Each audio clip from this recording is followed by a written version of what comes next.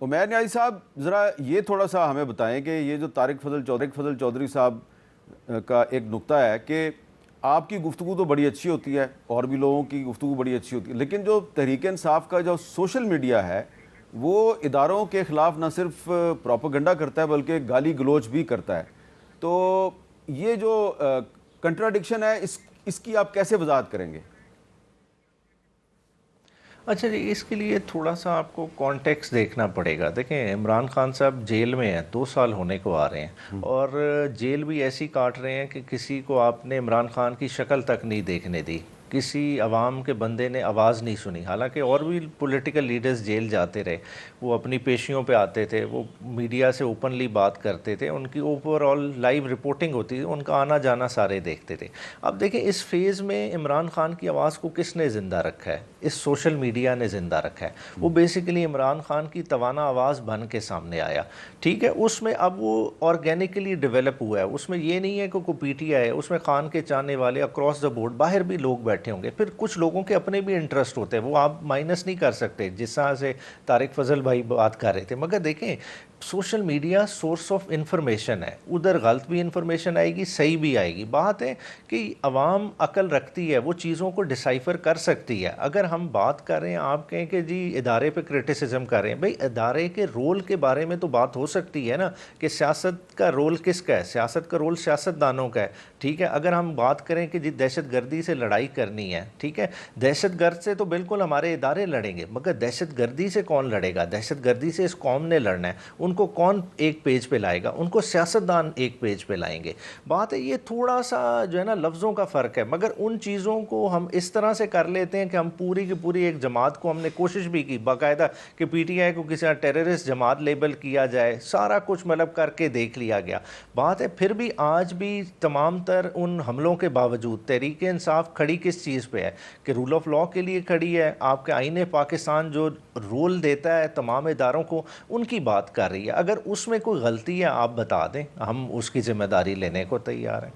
अच्छा, आपने दहशत गर्दी का जिक्र किया तो मज़हर अब्बास साहब, आप भी पिछले दिनों ग्वादर में एक बुक फेस्टिवल पे गए हुए थे, तो कल रात को ग्वादर कराची कोस्टल हाईवे जो है वहाँ पे बसों को रोक रोक के और कुछ लोगों के शनाख्ती कार्ड देखकर उनको कत्ल कर दिया गया है। बहुत ही अफसोसनाक और काबिल मज़म्मत वाक़या है। ये वाक़यात रुकने का नाम नहीं ले रहे और आपने तो थोड़ी देर पहले ख़ुद कहा कि जाफ़र एक्सप्रेस पर जो हमले का वाक़या है उसके बाद जिस तरीके से हुकूमत और अपोजिशन को इकट्ठे होकर सामने आकर एक मुतहदा मुहाज़ बनाना चाहिए था, वो नहीं बनाया गया और अभी कल भी एक वाक़या हो गया है। तो फिर ये इनमें अगर मुहाज़रा ही कम नहीं हो रही तो आपके ख्याल में इसका फ़ायदा जो है दहशत गर्दों को नहीं होगा? देखें, हो ही रहा है ना।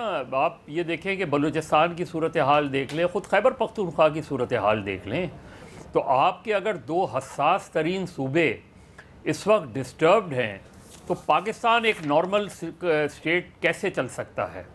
लिहाजा इस चीज़ को सिर्फ एक ही अंदाज में डील करने का ना सोचा जाए। गवादर में वहाँ जाके लड़के लड़कियों से जो बातचीत हुई, वहाँ जितना उनको पढ़ने लिखने का शौक़ है, जितना उनके हाथों में मैंने किताबें देखी हैं, तो वो तो उस तरीक़े से सोच रहे हैं। लेकिन मेरे ख्याल में बिल्कुल, और ये बात इसमें तो कोई दो राय नहीं आपके ख्याल में कि अगर आप किसी को, आपके ख्याल में अब बलूचिस्तान में ऑपरेशन नागज़ीर नहीं हो गया? आप देखिए कितने ऑपरेशन नागज़ीर ऑपरेशंस आपने किए हैं इस मुल्क में, आप उनके रिजल्ट्स उठा के देख लें। जितने चीज़ ये होती है कि बिल्कुल टेररिज्म को किस तरीके से डील करना चाहिए, इसमें कोई दो राय नहीं है, लेकिन उसकी बिना पे अगर आप पॉलिटिकल प्रोसेस को ही रोक दें पूरी तरीके से, तो फिर उसके नताइज क्या होते हैं आप देखें कि जो लोग पॉलिटिकल स्ट्रगल देखें, दहशतगर्दी हमेशा सियासी जद्दोजहद की राह में सबसे बड़ी रुकावट होती है, सियासी जद्दोजहद को डैमेज करती है। लेकिन अगर आप सियासी जद्दोजहद का रास्ता ही रोक दें, आप सोचें कि कराची में क्या हुआ था अभी पिछले दिनों, मतलब अगर कुछ लोग जो है यहाँ मुजाहरा करना चाह रहे थे तो क्या वो मुसल्लह थे? अगर वो सियासी मुजाहरा करके, आप उसकी वजह से देखें 3-4 घंटे कराची की मेन शाहराह पे ट्रैफिक जैम रहा, लोगों ने अफ्तारी सड़कों पे बैठकर की अफ्तारी, सिर्फ किस वजह से कि आपकी हैंडलिंग ऐसी थी कि आपने 50-100 लोग आके मुजाहरा कर देते, मामला ख़त्म हो जाता। अगर उसके बाद आपने गिरफ्तारी करनी ही थी तो आप उसके बाद गिरफ्तारी कर लेते। फिर आपने गिरफ्तारी की, बेल हुई, फिर आपने उस पर MPO लगा दिया। ये चीज़ें कहाँ किस तरफ ले जाती हैं? ठीक है, उन सियासी कारकुनों को फिर किस तरफ ले जाएंगी वो चीज़ें? अच्छा, इसको हमारी रियासत नहीं सोच रही। ये चीज़ें समझने की हैं। माजी में बलूचिस्तान में माजी के ऑपरेशन 70 से लेके आज तक के ऑपरेशन का जायज़ा ले लें। आप खैबर पख्तूनख्वा में आज तक के ऑपरेशन का जायज़ा ले लें। टेररिज्म को बिल्कुल डील करना चाहिए और टेररिज्म को ख़त्म करने के लिए सबको मुत्तहिद होना चाहिए, लेकिन उसके साथ क्या आप मामले को सियासी अंदाज में डील नहीं करेंगे? जी। क्या अच्छा, आपको मामले को एक ही अंदाज में डील इस पे करेंगे? एक और सवाल पैदा होता है तारिक फजल चौधरी साहब के, अब एक तरफ अख्तर मेंगल साहब कल 28 मार्च से लॉन्ग मार्च कर रहे हैं वड से कोयटा की तरफ, दूसरी तरफ ग्वादर कोस्टल हाईवे पे दहशतगर्द अपना काम कर रहे हैं। और मदर साहब ने बिल्कुल सही कहा कि ये जो पॉलिटिकल स्ट्रगल है या ह्यूमन राइट्स के लिए जो लोग स्ट्रगल करते हैं उनके लिए सबसे बड़ा मसला पैदा करते हैं ये जो दहशतगर्दी में लोग मुलव्वस होते हैं। तो अब दहशतगर्दों को और जो पॉलिटिकल पार्टीज़ हैं उनको एक ही नज़र से अगर देखा जाए और कहा जाए कि सबके खिलाफ ऑपरेशन होगा, तो क्या उसका अल्टीमेट फ़ायदा दहशतगर्दों को नहीं है?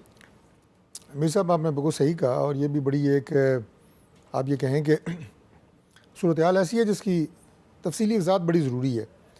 कोस्टल हाईवे की आपने बात की, मैंने ग्वादर से कराची तक बाय रोड उस पर सफ़र किया हुआ है और 8 घंटे का वो सफ़र है। इंतहाई खूबसूरत इलाका है और वो रोड थ्रू आउट जो है वो समुंदर के साथ साथ है, और वो जो समुंदर आप उस रोड पे देखते हैं वो दुनिया में बहुत कम आपको देखने में मिलता है। वो खूबसूरती है उस समुंदर में। आपने भी गालबन मुझे बताया कि देखा है वो एरिया। ये बदकिस्मती की बात है कि वहाँ पे इस तरह की सूरत हाल जो है देखने में आ रही है। लेकिन देखें, आप सियासी जद्दोजहद को, सियासी पार्टीज़ को आप किसी सूरत में उसका मवाजना या लिंक नहीं कर सकते जो दहशतगर्द हैं और रियासत के ख़िलाफ़ उन्होंने हथियार उठाए हुए हैं और पाकिस्तानियों को जो है वो बेगुनाह पाकिस्तानियों को वो जो है वो कत्ल कर रहे हैं, शहीद कर रहे हैं। ये जो मदर साहब ने बात की ना कि हैंडलिंग गलत होगी, मैं वहीं से शुरू कर लेता हूँ। मैं इनकी बात 100% मान लेता हूँ। भाई, मैं मुतअद्दिद दफ़ा ये कह चुका हूँ कि ये हुकूमत जो है ये इंसानों की है, फरिश्तों की नहीं है। गलतियाँ हो सकती हैं, हैंडलिंग में गलतियाँ हो सकती हैं। आपने कहा जनाब फ़लाँ एक्ट आपने गलत बनाया, चलें जी, गलत होगा उसमें। मैंने आपको कहा उसको ठीक कर लेते हैं मिल बैठ के। हम भी इंसान हैं, आप भी इंसान हैं, इस पर कोई बहस नहीं है। बहस इस बात पे है कि आप ये मिसाल दे के जनाब को यहाँ पे जलसा नहीं करने दिया गया, जुलूस नहीं करने दिया गया, लिहाजा उनकी आवाज़ जो है दहशतगर्दों की आवाज़ में, या उनका बयानिया कह लें, चलें मैं आवाज़ नहीं कहता, बयानिया कह लें, वो उनके बयानिए से जो है वो मैच कर रहा है, वो दहशतगर्दों की कॉज की सपोर्ट कर रहा है। अब 2 सूबों का आपने नाम लिया, अब यहाँ पे हुकूमत है पाकिस्तान तहरीक इंसाफ की, अब तो तीसरी टर्म है उनकी केपी में क्या पाकिस्तान तहरीक इंसाफ की क़यादत से दहशतगर्दी के ख़िलाफ़ आपको कोई मजबूत और तवाना आवाज़ नज़र आती है? मैं खुदा गवाह है, मैं बिल्कुल गैर सियासी बात कर रहा हूँ कि कोई मुझे बता दें, आप एज ए पाकिस्तानी आपसे सवाल करता हूँ, लेकिन वो कि खड़े होते हैं, कोई बात करते हैं कि दहशतगर्दों का हम कला कमा करेंगे, हम जो इदारा इनका कला कमा करेगा उसके खिलाफ उसके साथ खड़े होंगे। कहते हैं कि जी मैं पुलिस और CTD के जरिए करूँगा दहशतगर्दों का कला कमा। सर, एक तरफ ये बयान देते हैं, दूसरी तरफ कहते हैं जी हमारे 8 से 10 अजला के अंदर शाम 4 बजे के बाद ना पुलिस है ना फौज है। ये उनका बयान है वज़ीर आला का। अगर इतनी आप समझते हैं कि शाम पुलिस 4 बजे की बात वो गलत कर रहे हैं, दोपहर 1:30-2 बजे के बाद। चलें, मैं अब आपकी बात पे आ जाता हूँ। तो इसका मतलब ये है कि पुलिस वहाँ पे इफेक्टिव नहीं है। असर के बाद, अब जोहर के बाद, तो पुलिस इफेक्टिव ना हुई ना। बात मेरी बयानिए की बात कर रहे हैं ना, जो मैं अर्ज कर रहा हूँ आर्गूमेंट।